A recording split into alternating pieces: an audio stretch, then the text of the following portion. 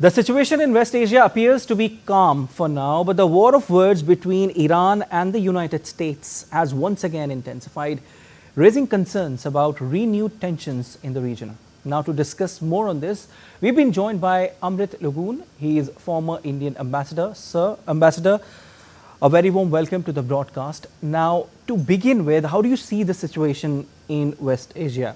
It appears to be calm, with ceasefire in place as of now, but the war of words between Iran and the US is precarious. Yeah, I mean, the situation, as rightly said, appears to be calm, but how it will unfold the next few days will be very crucial because, Iran, most of the top commanders have been killed. And then there is a speculation as to how much the Fordo nuclear research plant has been damaged because, of course, in the word of words, that is a very crucial element. And for Iran, Ayatollah Khamenei, the most powerful person perhaps, is still there. I mean, there were rumors whether he will be also he is also one of the targets, and then there were speculations that US has put a red line for Israel.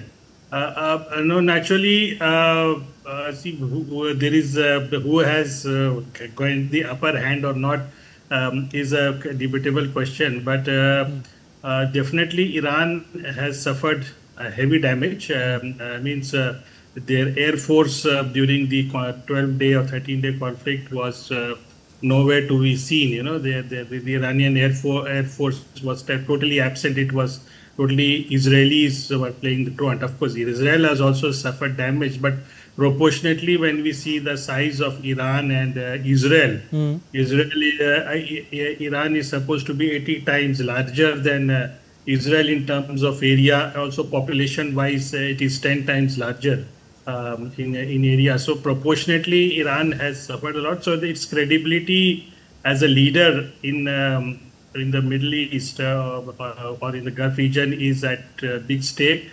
Its allies, so-called allies, whether we call it Hezbollahs or Hamas or Houthis, they were more or less very silent spectator in the ongoing conflict. Whereas when Israel was operating against Hamas after that October 7 attack,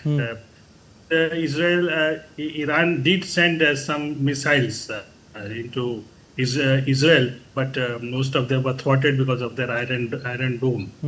So, and also Iran, because one of the most important point here is their nuclear program. That is what was always coming up, that it was like an existential threat for a country like Israel if they come up with a nuclear weapon. Now, Iran is a member of NPT, Nuclear Non-Proliferation Treaty, whereas Israel is not one of the few countries. You see, and now Iran Parliament has already passed a resolution that they are withdrawing from this NPT agreement, and therefore the jurisdiction or the supervision of International Atomic Energy Agency gets suspended. Now, how much setback it has happened? Because of the operations of Iraq in its nuclear site, that B-2B bombers. Only time will unfold, because not only was the facility bombarded, but many of the top crucial scientists have also been eliminated.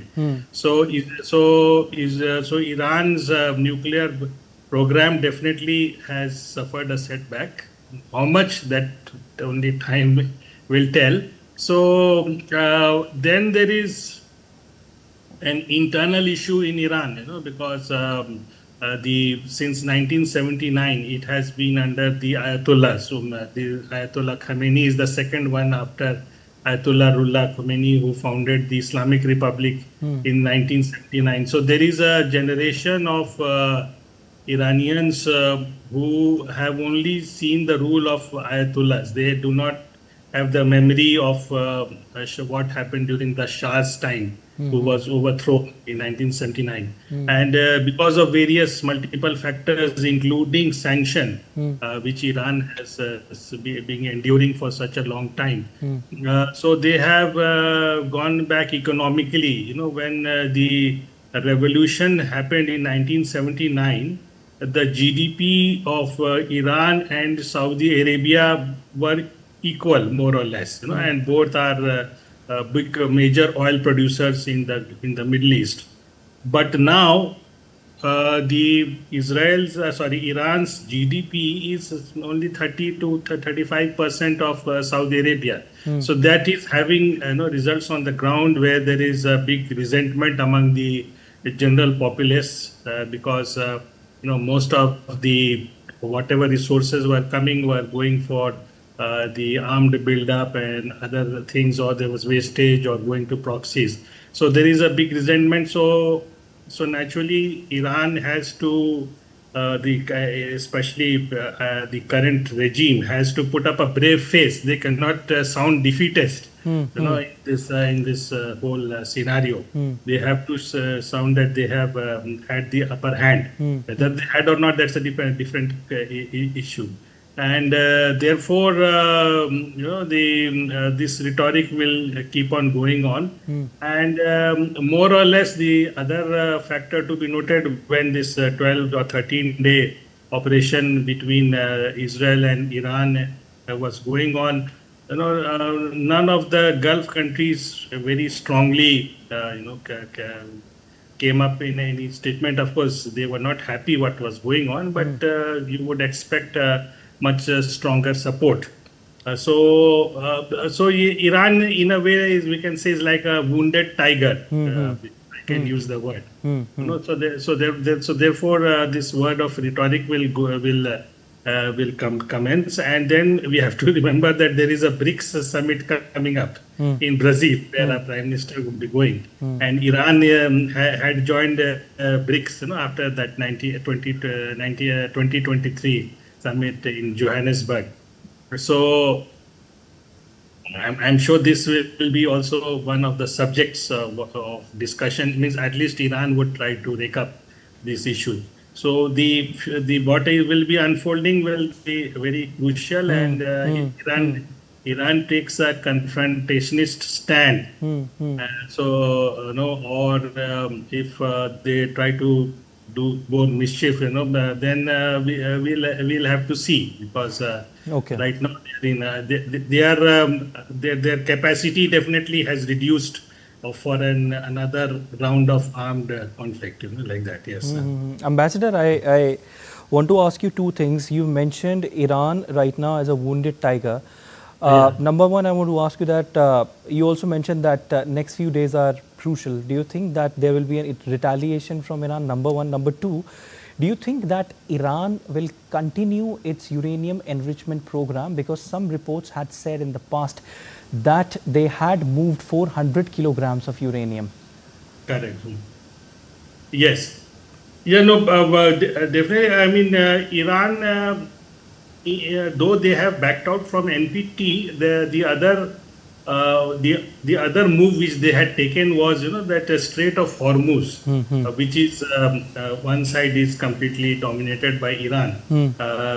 That is a very crucial waterway for because most of the oil exports to the world, flow from whether from Saudi Arabia or Qatar or UAE or Kuwait.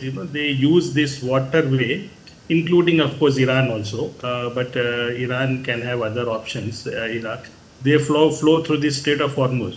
So their parliament also more or less had agreed, decided that in countries' interest, that they may close this waterway, which they have not done, which is a wise decision. Perhaps they feared that, because it would affect the oil exports of countries like Saudi Arabia, Kuwait, UAE. So why earn more enemies?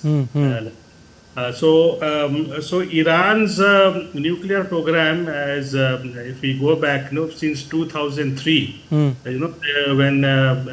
Mr. George Bush was there, the president of US, then itself, this talk was going on. Ki Iraq, so Iran's nuclear program, should not be allowed to go to the weapons grade, and then under President Barack Obama, there was a move that Iran would be only allowed to go for civilian nuclear program, and not for the for enrichment, which would lead to weapons grade enrichment. But again, when Obama was out and President Trump in his first term came, he sell that program, and they said they did not believe in Iran. Okay. So Ambassador. Yeah. Ambassador, we have paucity of time. I want to quickly ask you one thing, that do you think, considering the present situation, does it look like that Iran will go to the negotiating table? With Iran, from various reports, whatever the rhetoric, it appears it has got weakened. And sorry for your crucial point, just want to complete a short point. Iran would like to go for a nuclear program. I mean, at weapons grade, because that will give it a big leverage, in the Middle East, and also regionally. Because if given, they will definitely go for it. Now, how much setback that program has happened, that time will tell. And now that it has gone out of NPT, that may also be a little bit of a setback for Iran. So, depending on how the present regime, in light of the pattern that has happened, they are able to sustain and come up. And since they have got weakened, their air force was nowhere to be seen in this conflict. Their allies are in the Middle East are shattered. The Bashar al-Assad, another big ally of Iran, is no more. So, if good sense prevails and they don't go for this death sentence, they for the sake of the people, and if Iran wants to avoid a big internal problem, which had happened during the Shah's time. So they are likely to do good sense prevail for a negotiation, so that they can build up what they have lost. And then they can be on a good footing, Definitely. I mean, only time will tell what will happen next, but there seems to be some obstacles, Ambassador. US wants Iran to come to the negotiating table, but as of now, Iran saying that if President Trump wants to come to the negotiating table, then he should set aside his tone. They have a problem with US President Donald Trump's tone. But like I said, only time will tell what will happen next. We leave it there. Thank you so much, Ambassador, for joining in on the broadcast. Thank you. Welcome. Thank you.